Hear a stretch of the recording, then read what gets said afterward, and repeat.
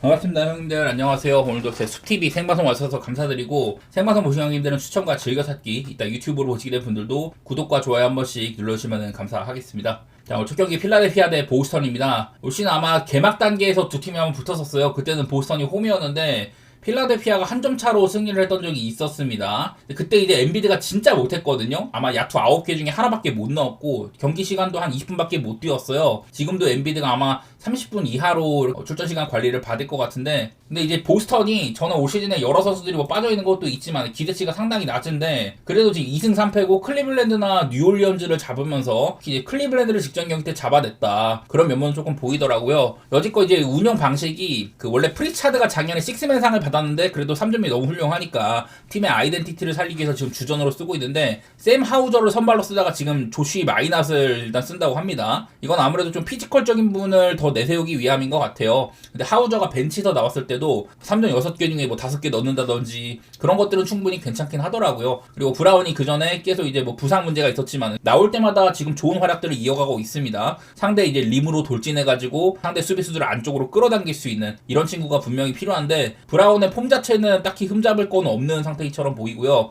그리고 필라델피아는 지금 이제 뭐 엔비드가 오락가락 하지만은 뭐 지난번 경기 이제 또 워싱턴한테 상당히 좀 좋은 괜찮은 모습도 보여주긴 했었습니다. 엔비드의 이런 스탯 자체는 나쁘지 않다고 했을지라도 엔비드가 뛰는 구간에서는 워싱턴한테 엄청 격차가 많이 일어났었거든요. 거의 한 뭐 20점 차 벌어졌던 경기를 그걸 이제 연장까지 끌고 가고 워싱턴한테 기어코 마행까지 뺏어냈거든요. 그래서 일단은 맥시의 폼이 상당히 좋다. 지금 뭐 3점 같은 것들도 괜찮고 워낙에 스피드가 빠른 친구이다 보니 필라델피아 이런 템포 농구를 맥시가 아주 잘 주무르고 있는 것 같습니다. 에지컴도 굉장히 잘 뽑았고, 경기를 보면 필라델피아가 지금까지 워싱턴, 올랜도, 샬럿, 보스턴도 이겼는데 4점 전승이긴 하지만 그 가운데 일단 수비는 안 되는 게 많이 보여요. 지금 보면은 득점을 리그에서 두 번째로 많이 하고 있는데 수비는 굉장히 많은 실점도 허용하기도 했었습니다. 반대로 보스턴은 언더팀이다. 수비가 상당히 잘 되고 있고 야투 방어율이 상당히 훌륭하다. 뭐 이런 것들이 비춰지고 있는데, 필라델피아는 지금 3점 보록도 살짝 이렇게 좀 들어가 있는 상태이기도 합니다. 필라델피아가 좀 상대팀이 여지껏 약했다는 거나 그런 건 있긴 하지만은 어쨌든 맥시 기반으로 빠른 템포의 농구는 잘 보이는 것 같거든요. 이제 과연 내일 경기에서 얼마나 이런 득점 생산 능력들 그런 것들이 보여질지는 모르겠지만은, 그냥 올랜도 같은 팀이랑 붙어도 필라델피아가 되게 빨리 공격하고 빨리 얻어맞고 확실히 템포가 빠른 건 보이긴 하거든요. 그래서 235라고 할지라도, 그리고 보스턴이 개 언더팀이지만은 일단 좀 오바 같은 것들은 좀 생각 중이긴 한 것 같습니다. 보스턴보다는 필라델피아의 뎁스가 괜찮은 편이거든요. 과연 내일도 3점이 터질지는 모르겠지만 어쨌든 기동력과 외곽 이런 것들을 잘 갖춰지고 있다. 제가 보스턴에 여러 번 이런 그 빅맨진이 부실하다는 얘기를 많이 했었어요. 니마이스 퀘타랑 이제 가르자 둘 다 사실 다른 팀 가면은 제3센터급에 지나지 않는 애들인데 보스턴에서는 나름대로 쓰임새가 있는 것 같습니다. 둘 다 저번 경기에서 오펜 리바도 많아주고 하면서 많이 잡아주고 하면서 클버를 좀 괴롭혔었는데, 그런 부분에서 필라델피아 약간 좀 높이 부분에서는 어려움을 겪을 수도 있지만은 일단은 오바 같은 것들은 내다볼 만하다고 생각이 돼요. 이게 그래도 보스턴이 사실 이게 수비는 잘 되고 있지만은 공격면에서도 생산력이 나쁘진 않거든요. 뉴욕한테 95점 뽑은 거나 이런 것들 때문에 좀 많이 깎여나가긴 했어도 그래도 오바 같은 거에서는 템포당 좀 더 빨라질 수 있겠다. 그런 것들을 한번 기대해볼 만한 것 같습니다. 다음은 인디애나 대 애틀랜타인데요. 지금 보시다시피 인디애나의 이런 결장 상황이 너무 심하기는 해요. 근데 내가 지난번 댈러스전에서도 이런 것들을 꼬집었는데 그때 생각보다 경기를 좀 잘 했습니다. 자, 이날 인디애나 파스칼 시아캄이 또 이제 야투가 사실 좋지는 않았지만 그래도 중요한 순간에 많은 득점도 해주고 하면서 27득점 37분이나 뛰었어요. 그리고 이 밖에 이제 저레이스 워커라든지 에런 니스미스 이런 애들은 그래도 핵심 로테이션에 드는 애들인데 얘네들이 야투가 정말 썩었습니다. 워커가 19개 중에 5개, 니스미스가 16개 2개 넣었고 마지막 이제 역전을 노리는 3점까지 실패를 했었어요. 셰퍼드도 비슷하고 이래갖고 인디애나의 사실 주력 자원들이 굉장히 못했지만 이거를 뭐 여기 있는 레이제이 데니스라든지 이나 허프도 뭐 블락 많이 찍고 하면서 댈러스한테 엄청 찢기지는 않았거든요. 차이가 벌어지진 않았었다. 앞서가는 구간도 있고 그만큼 인디애나가 여전히 저는 볼 흐름 같은 것들은 괜찮다고 봅니다. 생각보다는 경기력이 나쁘지가 않아요. 지금 결장 상황이 진짜 말도 안 되게 안 좋은데 여러 차례 뭐 할리버튼 없는 건 둘째 치고 뭐 네마드 맥코넬 주전 가드들에다가 잘하고 있던 이제 메스어링까지 여기다 오비 토핀 벤치 핵심 자원인데 이렇게 결장이 많은 상황에서도 인디애나 경기력이 나쁘지가 않았었거든요. 근데 오늘 상대는 애틀랜타입니다. 지금 대놓고 진짜 못하고 있어요. 거기다가 이 트레이 형이 빠진 게 문제인데, 트레이 형이 이제 빠지면 뭐 4점가량 이제 팀의 net 레이팅이 떨어진다고 하는데, 그거보다 많이 보이는 거 언더오버 차이도 꽤나 심각합니다. 트레이 형이 없었을 때는 득점 생산력이 거의 한 9점가량 떨어지고요. 그리고 이제 대신에 실점은 한 5점가량 줄어들어가지고 언더 쪽으로 많이 간다는 게 확연히 보여요. 그리고 이거는 트레이 형이 이제 경기를 출전했다고 할지라도 벤치에서 쉬는 구간까지 포함이 된 건데, 제가 이제 또 조사한 건 이런 것들. 트레이 형이 경기를 이제 뛰었을 경우와 아예 결장했을 경우, 작년에 결장한 경기가 뭐 아주 많지는 않지만 한 6, 7경기 되거든요. 그런 것들을 모아보니까 트레이 형이 없던 경기에서 득점이 5.3점가량 빠진다. 대신에 수비적으로 실점이 한 9점가량 줄어든다고 하거든요. 그래서 총 14.3점가량 언더로 간다. 네, 이런 것들이 좀 많이 보이길래 일단 애틀랜타는 내일 경기 공격력에서는 좀 무뎌질 수가 있다. 대신에 수비는 좀 좋아질 거다. 언더 쪽으로의 방향성, 이런 것들 잡기가 나쁘지가 않거든요. 지금 인디애나가 사실 엄청 많이 빠져있어서 좀 가벼워 보이는 전력이긴 하지만은 아이덴티티 자체는 그래도 좀 살아있다고 보이기는 해요. 반대로 애틀랜타는 올 시즌 정말 초반에 못하고 있기도 하고, 트레이 형 정도의 선수가 빠졌는데 그거를 메울 만한 이런 커버리지가 안 될 것 같다, 그런 생각이 들어가지고, 사실 언더를 보기에도 인디애나가 지난번에 댈러스는 되게 언더팀이란 말이죠. 걔네랑 붙었을 때 그 저레이스 워커, 니스미스, 벤 셰퍼드, 얘네들 3명의 야투를 합쳐보면은 42개 중에 8개 넣은 걸로 나오거든요. 이거는 야투가 20%도 안 되는 거다. 저 중에 몇 개만 더 들어갔다고 하면은 댈러스한테 충분히 비비는 거였었고, 기준점도 좀 낮았어요. 228인가 그랬는데 거기에 좀 비볐을지 않을까, 이런 생각이 들어서 내일 경기 232.5는 잘 모르겠거든요. 사실 저는 언더가 가깝다고 보긴 합니다. 인디애나도 지금 그렇게 빠르지 않고 공격이 매끄럽지가 않다. 애틀랜타 역시 트레이 형이 없었을 때 언더 쪽으로 많이 간다는 거, 기준점이 사실은 조금 빡빡하고, 인디애나 2.5 프렌, 저 이것도 볼만하다고 생각이 돼요. 그만큼 애틀랜타를 지금 딱히 위로 둘만한 게 별로 없다고 보이거든요. 여기 있는 것처럼 애틀랜타가 공격도 지금 생각보다 애매합니다. 수비적으로는 야투 허용률이 너무 높다, 이런 것들이 있는데, 인디애나는 지금 리그에서 야투를 가장 못 넣는 팀이기도 해요. 너무 자원이 이러다 보니까. 그리고 다음으로는 클리블랜드 대 토론토 경기입니다. 여기도 맞대결 전적 하나 보고 가겠습니다. 최근에 맞대결 상으로는 7대1 정도로 토론토가 5연승을 달리고 있다. 그리고 이 지난 시즌 경기들을 보면은 클리블랜드가 공격 지표가 전체 1위였었는데 대부분 뭐 그냥 토론토를 우습게 처발랐던 게 많이 보입니다. 한 경기 정도 빼고는. 그리고 이 중에는 클리블랜드의 3점이 막 40% 이상으로 터진 게 그렇게 빈도가 높지 않았었거든요. 3점이 안 터진 경기에서조차 토론토를 쌈싸 먹었다. 작년에 그런 것들이 많이 보였었어요. 하지만 이제 이 클리블랜드 내의 문제가 미첼까지 빠질 수가 있다는 거. 얼마 전에도 미첼이 사타구니 부상이었나? 그래가지고 이제 결장 가능성이 좀 있었는데 경기를 뛰긴 뛰었거든요, 보스턴전에. 근데 사실 그날 뭐 미첼이 좋지도 않았었고, 제럿 알렌까지 퀘셔너블이다. 안 그래도 지금 뭐 갈란드 부상에다가 이제 메릴도 아프기도 하고, 벤치 핵심이었던 이제 타이즈로는 팔아버렸고, 이러면서 클리블랜드 로스터가 올 시즌 좀 아쉬운 상황인데, 여기서 미첼이나 만약에 알렌까지 둘 중에 한 명만 빠지더라도 상당히 좀 가벼워 보이기는 하거든요. 모블리 기반으로 수비가 되고 있다고 하지만은 올 시즌 클리블랜드의 이런 그 득점 지표 같은 것들 봐도 공격 지표가 작년이랑은 아주 뭐 천차만별입니다. 너무 달라요. 대신에 수비는 조금 되고 있다. 보스턴한테 얘네들이 18점밖에 못 냈는데 보스턴은 45점을 냈어요. 그래서 벤치 포인트도 상당히 좀 아쉬웠다. 타이제롬의 빈자리가 보인다. 그런 거가 있었고요. 그리고 이제 토론토, 저는 여러 차례 토론토가 굉장히 좀 빠른 팀이라는 얘기를 많이 했습니다. 기동력이 좋고 리머텍 같은 것들을 많이 한다. 상대 이제 3점 같은 것들은 좀 아끼는 빈도가 있다고 하는데, 토론토가 인사이드 시도를 조금 줄이고 3점을 많이 썼거든요. 근데 3점이 40개 중에 21개가 들어갔는데도 이 경기를 개발렸었습니다. 그런 것들을 보면은 이렇게 좀 뭐랄까 리바 같은 것들도 좀 압살당하는 게 보이기도 했었고, 저는 사실 이 토론토가 첫 경기 때는 되게 맹렬하고 그런 거는 좋았는데 상대가 그때 애틀랜타였거든요. 애틀랜타가 너무 핫바리 레벨이 아닌가. 여기 보이는 것처럼 토론토가 지금 수비가 참 안 돼요. 되게 빠르긴 하는데 상대한테도 그만큼 먹습니다. 그래서 클리블랜드가 내일 만약에 미첼이 안 나온다면은 그러면은 공격력이 감퇴될 수는 있는데, 사실 237.5라고 해도 빠르게 주고 받는다면 오바 같은 것들은 검토할 만하다고 보이거든요. 클리블랜드 지난 경기 때 이제 보스턴전에서 저는 그 경기 언더 봤었는데 1쿼터 때 83점인가 났습니다. 그랬는데도 2, 3, 4쿼터 때 점수가 안 났고 언더가 났었어요.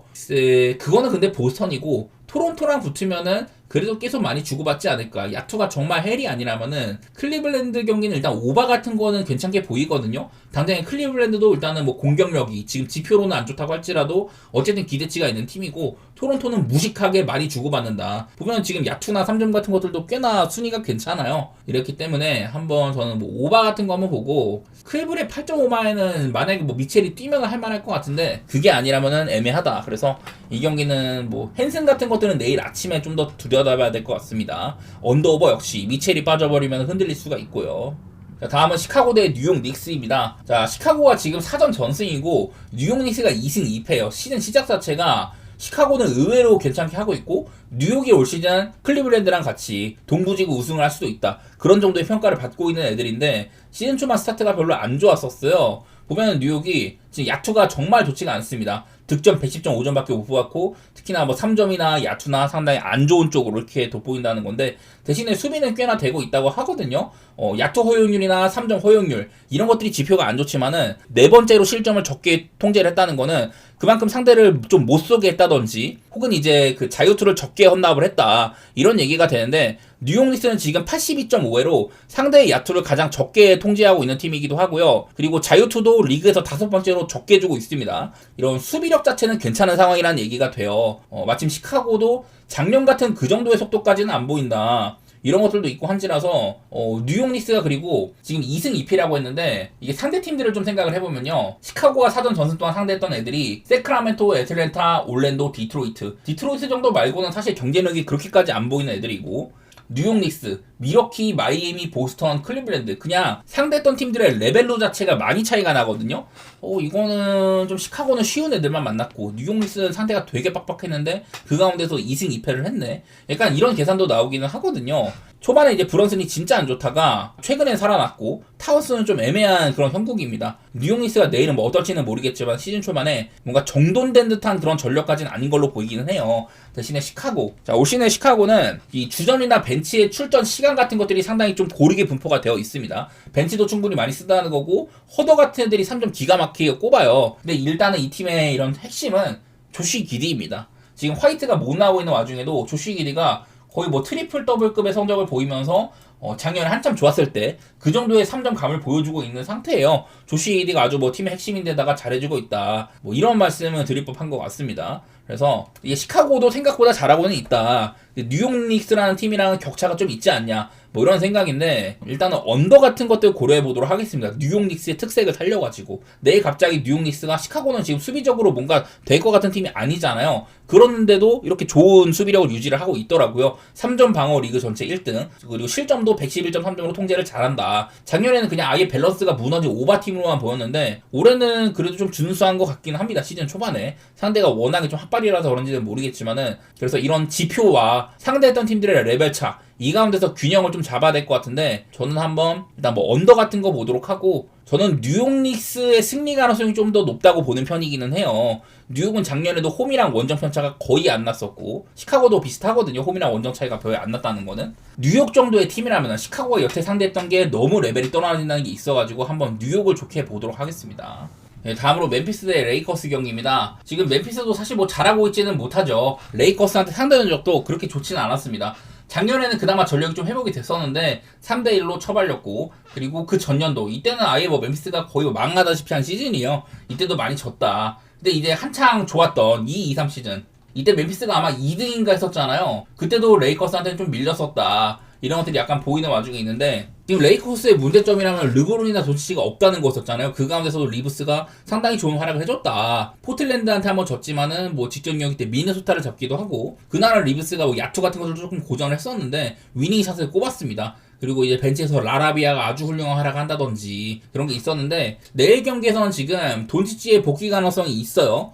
스마트도 퀘셔너블입니다. 이거는 사실 뭐 스마트 자리는 라라비아 세운다든지 아니면 벤더벨트를 선발로 올려가지고 높이를 강화한다든지 그런 식으로 극복할 수 있는 부분이 있지만은, 돈치치가 만약에 복귀를 한다 이러면은 레이커스가 그래도 조금 더 전망이 밝아지긴 하거든요. 작년에 돈치치가 많은 시간들을 이렇게 부상으로 고전을 했었는데, 돈치치는 부상 복귀 전에서도 적지 않은 시간들을 뛰었습니다. 이렇게 댈러스 시절에 한 대여섯 경기가나 이렇게 결장이 있다가 복귀 전에서 36분 뛰었거든요.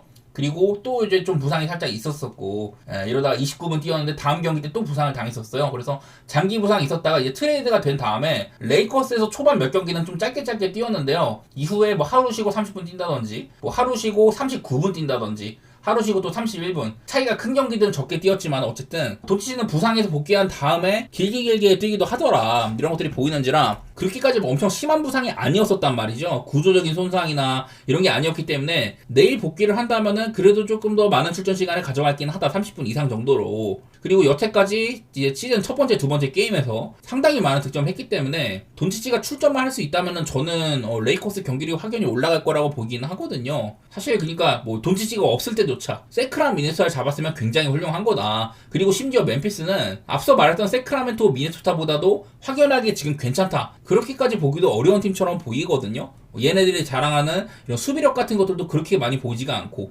공격력도 그냥 속도 말고는 뭐가 없습니다. 대신에 레이커스 지금 뭐 3점은 안 들어가고 있지만 자원이 너무 부족해갖고 3점은 잘 안 들어가는데 그래도 야투 효율성 같은 것들은 나쁘지가 않다고 하더라고요. 3점 수비가 안 되지만은 그렇다고 수비가 아주 나쁘지도 않았다. 그래서 이런 밸런스상으로는 레이커스가 저는 멤피스보다 낫다고 생각이 됩니다. 내일 돈치치가 뛴다면은 레이커스 보기가 더 편해질 것 같고, 기본적으로 이게 레이커스 때문에 조금 애매하긴 하지만 만약에 돈치치가 뛴다 그러면 그거 역시 공수 양면에서 오바에 대해서는 좀 긍정적인 그런 지표이기도 하거든요. 저는 레이커스 사이드나 오바 같은 것들 그런 쪽으로 일단 생각을 해볼게요. 이 모든 거는 돈치치가 약간 좀 뛸 수 있다는 그런 희망을 품은 건데 내일 아침에 돈치치가 뛸지 말지 그런 것들을 확실히 좀 하고 나서 결정을 해야 되는 경기 같습니다. 안 뛴다면은 좀 양상이 많이 바뀔 것 같아가지고. 자, 그 다음은 이제 포틀랜드 대 덴버입니다. 뭐 덴버는 내일 자말 머레이의 퀘스처너블이 올라와 있다고 하더라고요. 이거부터 조금 볼게요. 자, 자말 머레이 지금 일단 작년 기준입니다. 자, 작년에는 자말 머레이가 있고 없고가 사실 그렇게 큰 상관이 없었어요. 제가 지금 그 요키치랑 자말 머레이를 같이 갖다 놨는데 자말 머레이랑 요키치가 동시에 뛰는 경우 넷 레이팅이 플러스 10.8입니다. 그리고 요키치는 뛰는데 머레이가 없을 때 플러스 10.88로 그냥 거의 차이가 안 나요. 근데 요키치는 쉬고 머레이 혼자 뛰는 경우에는 마이너스 2.86입니다. 그러니까 이게 겉보기에 요키치 없이 그냥 머레이만 이렇게 놓고 봐서 머레이가 있는 게 한 5점가량 괜찮아지네 이런 게 있지만은 이거는 요키치 바를 많이 받기 때문에 머레이 혼자 뛰면은 사실 그렇게 좋지가 않았다고 하거든요. 작년에는 그러니까 머레이가 없다고 해도 팀적으로는 별로 상관이 없었습니다. 근데 올해는요, 여기도 같이 볼게요. 자말 머레이랑 요키치가 동시에 뛰는 구간 플러스 24.72로 굉장히 좋게 찍혀요. 요키치는 뛰고 머레이는 없는 경우 플러스 10.28이나 작년이랑 큰 차이가 없어요. 근데 요키치가 쉬고 머레이만 뛴다. 이 구간에는 작년에는 거의 마이너스 한 2점 정도 간다. 그러니까 요키치가 있을 때보다 한 12점가량 마이너스로 갔잖아요. 근데 올해는 요키치가 없어도 머레이만 뛸 때조차 플러스 10.25다. 충분히 머레이가 본인의 역할을 하고 있다는 의미가 되거든요. 제가 지난번에 머레이의 지금 평균 득점 같은 것들이 30점에 육박을 한다. 그런 말씀 드리면서 이 머레이의 중요성에 대해서도 말씀을 드렸었는데 그런 머레이가 내일 만약에 빠진다. 이거는 좀 유의미한 타격이 될 수 있다는 그런 뜻이기도 하거든요. 그리고 이제 뭐 포틀랜드와의 맞대결 같은 것들을 보니까 사실 그 전까지는 덴버가 7연승을 하고 있다가 작년에 2대2로 맞춰졌었습니다. 생각보다 그러니까 포틀랜드가 덴버 상대로 잘 싸운 셈이에요. 특히나 이 마지막 승리조차 요키치가 없을 때다. 그러다 보니까 사실은 약간 좀 뻥튀기가 되어 있는 것 같기도 한데 어쨌든 지금 포틀랜드는 상대 가드에 대한 압박이 굉장히 좋은 걸로 나옵니다. 포틀랜드의 수비 수치가 지금 여기 뭐 그렇게 대단히 좋게 찍히진 않아요. 후반기에는 거의 뭐 탑3 정도에 들만한 그런 수비팀이었다. 이런 말씀을 드렸지만은 올해는 아직까지 그런 것들이 뭐 대단히 잘 보이진 않는 그런 와중에 있는데 그래도 지금 상대팀의 턴오버를 평균 23개를 유발하고 있단 말이죠. 이거는 굉장히 유의미한 수치입니다. 그러니까 리그에서 독보적이에요. 2등 팀이 토론토인데 18.6회고 토론토가 혼자 23등으로 아예 그냥 천회천이거든요. 팬들러 압박 그런 것들을 굉장히 잘한다. 아무래도 지금 앞에 뭐 주루가 있기도 하고 카마라나 아부디아 굉장히 좋은 수비팀이기도 하긴 하니까 그래서 이런 것들이 비춰지는 것 같은데 턴오버를 이끌어낸 다음에 스틸까지 막 해가지고 이거를 또 이제 역습으로 간다. 그런 것들로 상당히 많은 점수를 뽑고 있거든요. 지금 스틸이 1등입니다. 포틀랜드가. 덴버는 내일 볼 간수를 그나마 좀 해줄 수 있는 머레이가 필요한 상황인데 만약에 머레이가 빠진다면은 게임 풀기가 조금 어려울 수는 있겠다. 사실 지금 초반에 글쎄 요키치도 100%는 아닌 것 같기는 하죠. 대신에 머레이가 잘해줘가지고 좀 메웠다. 그리고 브라운도 작년에 이 야투가 58% 3점도 거의 뭐 40% 쏘면서 아주 좋은 놀라운 효율을 보였는데 지금은 이런 것들이 많이 좀 망가져 있는 상황이잖아요. 그러다 보니까 덴버가 뭐 벤치 보강도 잘하고 올 시즌에 더 세질 거다. 제가 그런 말씀을 많이 드렸지만은 아직까지는 잘 나오고 있지는 않기 때문에 포틀랜드의 기세가 꽤나 맹렬해가지고 좀 어려운 게임이 될 것 같은데요. 일단은 저는 머레이가 뛴다고 하면은 일단은 오바 보기에는 괜찮을 것 같아요.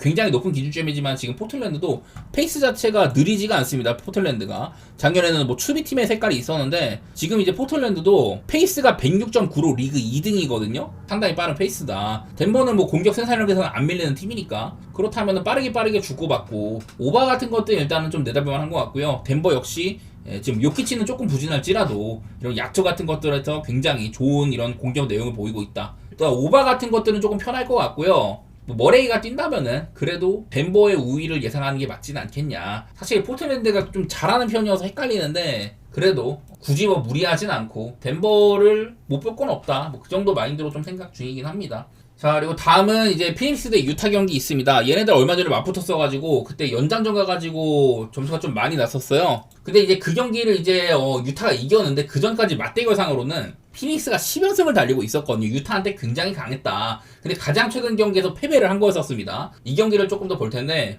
137대 138 연장을 안 갔어도 기본적으로 그냥 뭐 250점을 뚫은 경기라고 보시면 돼요. 피닉스의 데빈 부커, 지금 이제 듀란트도 없고 빌도 없다고 하다 보니까 부커가 그냥 팀의 단독 1옵션인데 효율을 보면 그렇게 좋지는 못했습니다. 뭐 중요한 순간에 득점이나 뭐 이런 걸 해주긴 했지만은 효율만 놓고 봤을 때 부커 지금 그다지 좋지가 않다. 이외에 뭐 그레이스나 알렌이나 로이스 오니를 도와주고 벤치에서 마크 윌리엄스가 지금 상태가 괜찮거든요. 매번 이제 아파서 문제지만은 나올 때만큼은 존재감이 확실하다. 그리고 이제 길라스피도 괜찮고요. 이런 상태인데 이날은 어쨌든 점수를 뽑은 만큼 뽑은 셈이긴 합니다. 피닉스가. 그리고 야투가 106번이나 있었다. 연장전이 있었으면 감안을 할지라도 이런 야투 시도라든지 뭐 3점 슛의 비율, 자유투 시도 이런 것들이 굉장히 많았던 게 보여요. 그리고 스틸을 13번이나 해냈다는 거. 유타는 이런 턴오버 간수가 잘 안 되는 팀이어가지고 이 13스틸이라는 핸들러가 상당히 못했다. 그런 얘기가 될 만한데 보면 이제 일단 마카렌이 커리어 하이 기록을 쓴 날입니다. 51득점으로 그냥 아주 잘했고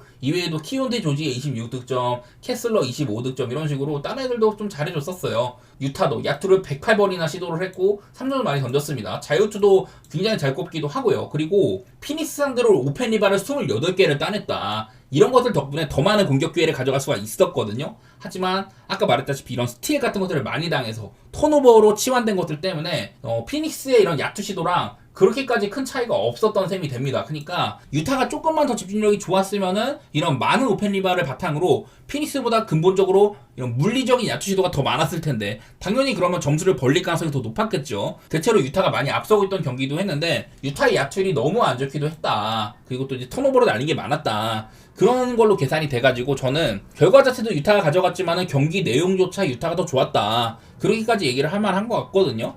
이게 마카렌이 사실 커리어 하이를 썼다는 것들 그런 것들이 좀 이제 흔치 않은 일이기는 할지라도 다른 일도 충분히 괜찮게 해줬다고 생각이 됩니다. 그냥 뭐 키온테 조지의 볼 간수 이런 것들만 좀 더 좋았으면 모르겠는데 벤치에서 넣기지도 좀 못하기도 하고 그런 것들은 아쉬웠던 것 같아요. 그리고 이제 부커에 대한 얘기를 아까 제가 잠깐 했는데 지난번 유타전에서 유타가 수비가 좋은 팀이 아닌데도 그렇게 잘하지가 못했습니다. 유타는 지금 여기 있는 것처럼 높이만 높지 사실 수비적으로는 그렇게까지 훌륭한 팀이 아닌데 지표로도 그래요.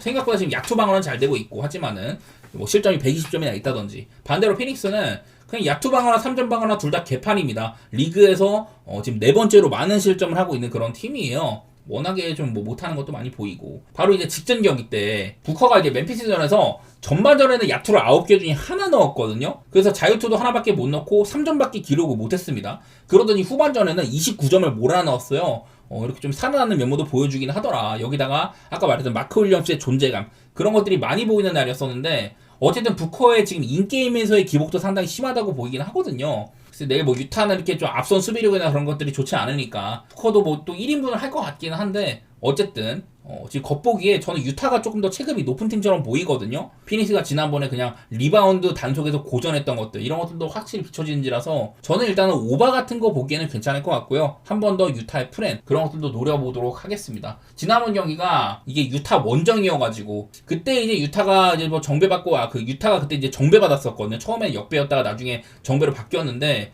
오늘도 그렇게까지 기준점 차이가 많이는 안 난다. 피닉스 원정이어서 약간은 유타가 좀 떨어지는 게 있긴 하겠지만은 지난번 경기를 봤을 때 올 시즌 걸어온 몫을 봤을 때는 체급상으로도 유타가 그렇게 막 엄청 밀리는 것 같지가 않더라고요. 그런 것들 살려서 유타의 프렌이나 뭐 오바 뭐 그런 쪽으로 한번 생각해 보도록 하겠습니다. 자, 그리고 마지막으로 클파 대 뉴올리언스 경기인데 이거는 겉보기에도 그냥 뉴올리언스가 지금 되게 못하고 있습니다. 전패에다가 여기에 있는 공격 3대 카테고리가 전부 다 그냥 리그 꼴찌예요. 득점 뽑은 거, 야투율, 3점 슛 3대 카테고리가 전부 다 리그 꼴찌입니다. 그러면서 수비가 되냐? 그것도 아니에요. 3점 방어는 조금 된다고 하지만은 이 야투 방어도 굉장히 안 되고 있다. 그래서 뉴올리언스가 지금 뭐 리그에서 가장 개판인 팀 중에 하나처럼 보이는데, 근데 하나 거슬리는 거라면은 얘네가 이상하게 클리퍼스 상대로는 뉴올리언스가 꽤나 잘 싸워왔었어요. 클리퍼스가 작년에는 3경기 동안 2승 1패로 이겼다. 하지만 그전 시즌에 보면은 이때도 폴 조지라든지 뭐 하든, 웨스트브룩도 있고 카와이도 있고 그럴 텐데 1승 3패밖에 못했습니다. 그냥 이게 뉴올리언스가 잉그램의 시대, 그리고 뭐 자이언도 있고 이럴 때 클리퍼스도 충분히 경쟁력이 있는 전력인데도 많이 이겼거든요. 뉴올리언스가 클리퍼스 저격수다 이런 얘기를 할 만해요. 이게 기록상으로 명백하게 이렇게 많이 보이니까 이게 제일 걱정이거든요. 뭐 뉴올리언스 지금 이제 멤버 상으로는 잉그램도 팔았고 멤버도 굉장히 아쉬운 게 사실이긴 하다. 이제 기껏해야 데리고 온 게 그 풀이잖아요. 근데 조던 풀도 지금 선발로 못 나오고 있습니다. 피어스한테 밀렸어요. 신인 선수한테 밀려가지고 벤치에서 나오는 형국이라서 그냥 뉴올리언스가 경쟁력이 많이 떨어지거든요. 자이언도 되게 좀 오락가락하고 지난번 경기 때는 뭐 아예 아무것도 못했었고 덴버한테. 대신에 클리퍼스, 전 여러 차례 클리퍼스가 야 얘네들 왜 대체 보그다노비치랑 데릭 존스 주니어를 왜 선발로 쓰냐, 크리스 던이랑 존 콜린스를 선발로 써야 된다 뭐 이런 얘기들 많이 했었는데, 야, 왜 그런지 잘 모르겠네요. 클리퍼스가 진짜로 보면은 클리퍼스가 지금 리그에서 이 득점이 가장 낮은 축에 속한다고 합니다. 클리퍼스는 이런 야투라든지 3점 슛 이런 것들은 그래도 뭐 성공률 같은 게 그렇게 엄청 막 나쁜 것도 아닌데 리그에서 득점이 가장 낮다고 하더라고요. 이게 얘네가 야투를 참 안 쏩니다. 이제 그 슛도 리그에서 가장 적게 쏩니다. 81.5회로 가장 적게 쏘는데 자유투 시도 횟수도 19.5회로 리그에서 가장 적어요. 저는 사실 224.5 기준점이 굉장히 낮잖아요. 나는 그런데도 언더 생각을 좀 하게 되는 것 같아. 클리퍼스가 지금 겉보기에 카와이도 건강하게 시즌 시작하고 하든도 얼마 전에 뭐 클래스 증명했었죠. 주바치 작년에 이제 MIP 3등 받았습니다. 굉장히 잘했었어요. 근데 야 여기에 데릭 존스 주니어나 보그다노비치가 섞여 있으니까 그게 좀 아쉽더라고요. 사실 작년에 데릭 존스 주니어를 별로 흠잡을 데가 없었는데 이 자리에 존 콜린스라는 너무나 훌륭한 대체자가 있다 보니까 터런로 감독이 왜 이렇게 좀 선발 운영을 하냐 그런 생각이 계속해서 들더라고요. 여전히 뭐 수비 수치 같은 것들은 괜찮게 지키고 있다고 하더라도 클리퍼스가 공격을 조금 더 개선할 필요는 있어 보입니다. 느려도 너무 느리다. 리그 지금 흐름에 맞지가 않다. 이런 생각이어가지고 저는 일단 224.5 굉장히 높은 굉장히 좀 낮은 기준점이지만은 클리퍼스의 꼬라지를 봤을 때는 한번 언더 같은 거 고려봄직하겠다. 뉴올이 공격을 지금 너무 못하는 팀이기도 하고 이런 것도 살펴서 일단 뭐 언더 같은 거 생각해 보고요. 10.5 클리퍼스 공격력이 가능할지가 잘 모르겠습니다. 아까 봤던 것처럼 뉴올리언스가 여태까지 클리퍼스 저격수였다. 물론 지금은 이렇게 좀 맥컬럼도 없고 잉그램도 없어가지고 전력이 많이 떨어져 나가긴 했는데 이런 상성 관계는 무시할 수 없다고 보이기는 해요. 그래서 10.5면은 적은 핸디값도 아니라서 지금 클리퍼스의 상태 여러 가지 좀 의문이 드는지라 저는 그냥 이 경기는 뭐 언더 정도만 가져가 보도록 할게요.